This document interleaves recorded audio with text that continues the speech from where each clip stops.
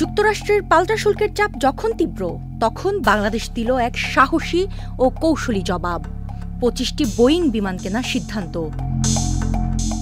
সচিবালয়ে বাণিজ্য সচিব মাহবুবুর রহমান জানান, যুক্তরাষ্ট্রের সঙ্গে চলমান শুল্ক আলোচনায় অংশ হিসেবে বোয়িংয়ের এই বড় অর্ডার।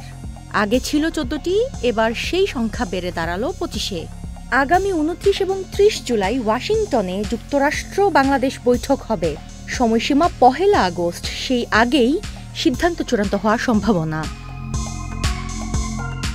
এই বোয়িং অর্ডার কেবল বিমান কেনা নয়, বিশেষজ্ঞরা বলছেন এটি যুক্তরাষ্ট্রের সঙ্গে পারস্পরিক সম্পর্ক দৃঢ় করার কৌশল। অন্যদিকে যুক্তরাষ্ট্র থেকে গম আমদানির একটি চুক্তিও সই হয়েছে। সরকারি ও বেসরকারি পর্যায়ে বছরে প্রায় ৯ মিলিয়ন টন গম আমদানির বড় অংশ এবার আসবে যুক্তরাষ্ট্র থেকে।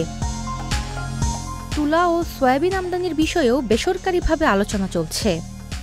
যুক্তরাষ্ট্রের বাণিজ্য ঘাটতি $১.৩ ট্রিলিয়ন।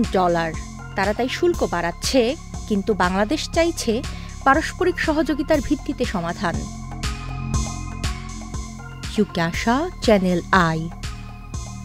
LME সার্টিফাইড বিশ্বসেরা কপারে তৈরি ওয়ালটন কেবলস, যা আপনার স্থাপনাকে রাখবে সব সময় নিরাপদ।